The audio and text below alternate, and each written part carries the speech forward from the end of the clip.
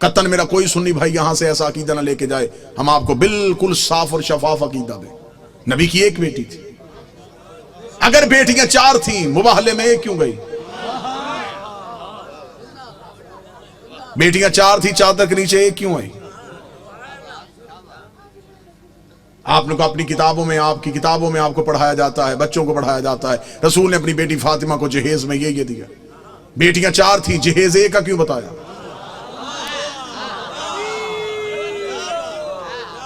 اچھا جو میرے سنی بھائی بیٹھے ہوں مجھے بول کے بتا دینا، اگر بیٹیاں 4 ہیں تو باقی بیٹیوں کی اولاد کہاں ہے؟ آج کسی سنی سید کے سر پہ قرآن رکھ کے پوچھ کس کی اولاد ہے، وہ کہے گا رسول کی۔ شجرہ کہاں سے چلا، وہ کہے گا سیدہ زہرا سے۔ تو پھر باقی بیٹیوں کی اولاد کہاں گئی؟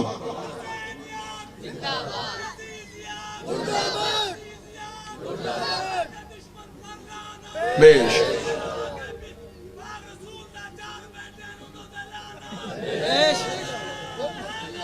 یا حقیقت پہنچانے دیجیے گا، جو میرا کام ہے وہ مجھے کرنے دیجیے گا بہتر انداز میں، قطن گالم گلوچ کا نام مذہب نہیں۔ دلیل ایسی دے کے جاؤں کہ آپ کو دلیل کی رد نہ ملے۔ میرا سنی بھائی جو مجلس شبیر میں آتا ہے وہ ہمارا مہمان نہیں ہوتا، وہ حسین ابن علی کا مہمان۔ حسین کے مہمان کا دل دکھانا ہمارا شیوا ہے ہی نہیں۔ آپ مجلسوں میں ہماری وجہ سے نہیں آئے، آپ حسین ابن علی کی وجہ سے۔ ہم کبھی بھی اپنے مجلس کے اشتہار میں نہیں لکھتے کہ صرف شیعہ ہیں۔ مسجدوں کے دروازے پہ لکھا ہوتا ہے فلاں فرقے کی مسجد، حسین کی کسی مجلس میں نہیں لکھا جاتا۔ یہاں ہندو آئے، یہاں سکھ آئے، یہاں عیسائی آئے، حسین کا دربار سب کے لیے، حسین ہر کسی کا محسن ہے۔ دروازے پہ حالات کی وجہ سے ہمارے نوجوان کھڑے ہو جاتے ہیں، وہ بھی جسموں کی تلاشیاں لیتے ہیں، عقیدوں کی نہیں لیتے۔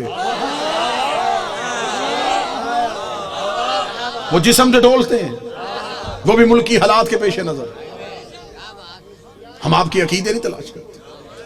آپ جو بھی آئیں مجلس شبیر میں وہ حسین ابن علی کا بلایا ہوا ہے، لہٰذا میں محبت کے ساتھ اپنے اہل سنت بھائیوں کا پیغام دوں، سنی سید کے سر پہ قرآن رکھ کے پوچھو کس کی اولاد ہے؟ رسول کی نسل کہاں سے چلی؟ بادشاہ حسین جناب سیدہ سے جا کے شجرہ ملایا، باقی بیٹیوں کی اولاد کہاں ہے؟ مجھے بادشاہ حسین کی عزت کے ساتھ میں تمہارا مہمان ہوں، جس مورخ نے 4 بیٹیاں لکھی تھی وہ نواز سے بھی 8 لکھ سکتا تھا، لیکن اس نے یہ کاغذ قلم یہ کہہ کے پھینک دیا، اس نے کہا بیٹیاں 4 لکھوا دی ہیں، نواسوں کے نام نہ لکھوانا، نام تو لکھ دوں گا، محمد کے کاندھوں پہ کیسے بٹھاؤں گا؟ نام تو لکھ دوں گا، سجدے میں رسول کی پشت پہ کیسے بٹھاؤں گا؟ پھر کوئی مورخ پوچھ لے گا یہ کیسا نبی تھا جو ایک بیٹی کے بیٹے تو اٹھاتا رہا۔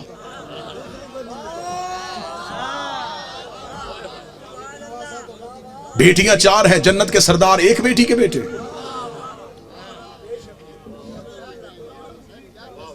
اللہ نے قرآن میں حکم دیا میرا حبیب اپنی قریبیوں کو ان کا حق دو۔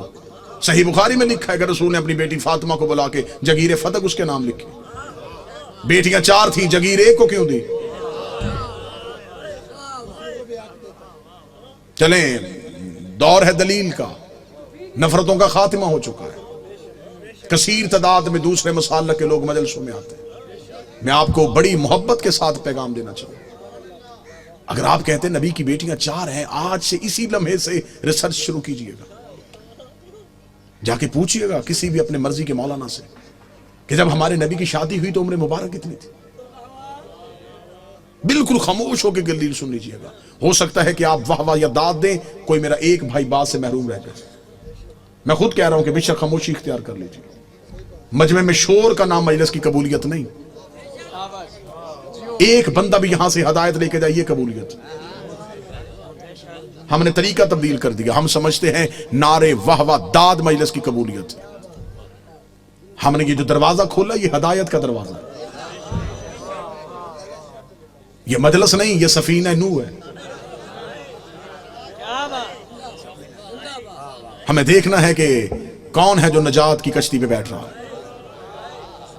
جتنے میرے سنی بھائی بیٹھے ہیں، نوٹ کر سکو نوٹ کرنا، بعد میں پوچھنا چاہو بعد میں پوچھنا، فون کر کے لکھوانا چاہو پوچھ لینا۔ شادی ہوئی نبی کی تو عمر مبارک کتنی تھی؟ 25 سال۔ اب آپ اپنے علماء سے پوچھئے کہ نبی نے اعلان نبوت کب کیا تھا؟ وہ کہیں گے 40 سال کی عمر۔ 25 سال سے پہلے شادی ثابت نہیں۔ پھر آپ کی اپنی کتابوں میں لکھا، شیعہ کتابوں میں یہی لکھا کہ نبی کی شادی کے 4 سال تک نبی کے ہاں اولاد نہ ہوئی، 29 سال کی عمر میں پہنچ گئے رسول، اور پہلا بیٹا پیدا ہوا جس کا نام تھا قاسم، جس کی وجہ سے نبی کی کنیت مشہور ہوئی ابو القاسم۔ ٹھیک ہو گیا؟ پوری توجہ کے ساتھ سنیے گا، 25 سال سے پہلے شادی نہیں، 29 سال سے پہلے اولاد ثابت نہیں۔ پھر سنی عقیدے کے مطابق نبی نے 40 سال کی عمر میں اعلان نبوت کیا، شیعہ عقیدے کے مطابق 40 سال کے بعد اظہار کیا، نبی پہلے دن سے نبی تھے۔ میں دونوں عقیدے پڑھ رہا ہوں، دونوں عقیدے پڑھ رہا ہوں۔ سنی عقیدہ ہے 40 سال کے بعد بنی، ہمارا عقیدہ پہلے دن سے نبی تھے۔ چلے ٹھیک ہے، سنی بھائیوں کا عقیدہ 40 سال کے بعد اعلان نبوت کیا۔ پھر سنی کتابوں میں لکھا ہوا ہے کہ نبی نے اعلان نبوت سے 5 سال قبل اپنی 3 بیٹیوں کا عقد معاذ اللہ ثم معاذ اللہ خاک مدہن 3 مشرکوں سے کروایا ہوا تھا۔ جب آپ اپنے علماء سے دلیل پوچھیں گے تو وہ کہیں گے اس لیے کہ اس وقت وہ خود نبی نہیں تھے، نبی بنے 40 سال کے بعد، تو پھر ان مشرکوں کے گھروں سے بیٹیوں کو واپس بلا لیا۔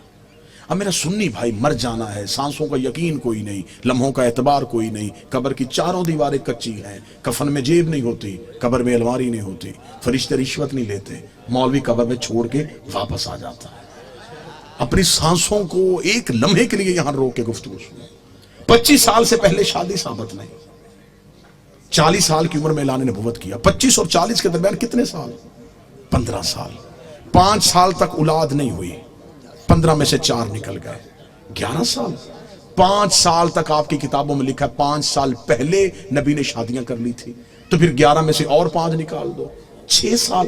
کس مذہب میں ہے کہ 6 سال میں 3 بیٹیاں پیدا بھی ہو گئیں، جوان بھی ہو گئیں اور شادیاں بھی ہو گئیں؟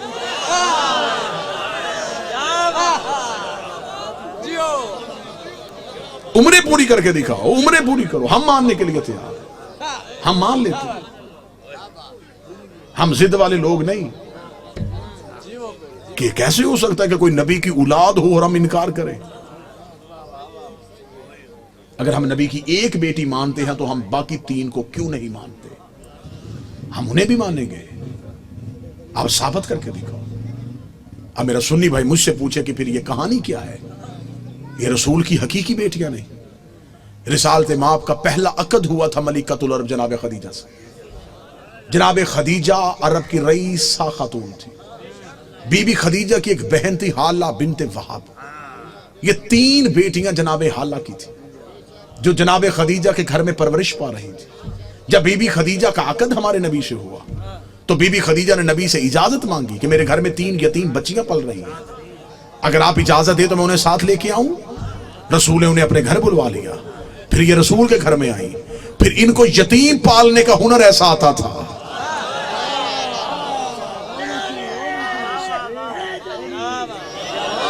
پھر یہ یتیم کو یتیم سمجھ کے نہیں پالتے تھے، پھر ایسے پالا کہ مورخ نے لکھا کہ یہ نبی کی اپنی بیٹیاں تھیں۔ سلبی بیٹی نبی کی ایک ہی تھی جو حسین کی ماں ہے، جو علی کی زوجہ ہے، جو جنت کی عورتوں کی سردار ہے، جو حجاب کبریا ہے، جس کا وجود نبی کی نسل کی بقا بنا ہے، جسے قرآن میں کوثر کہا گیا ہے، جسے قرآن میں عزت کہا گیا ہے، جسے قرآن میں عطرت کہا گیا ہے، جس کی طہارت کی قسمیں اللہ کھا رہا ہے، جس کے دروازے پہ تارا سجدے میں گر رہا ہے۔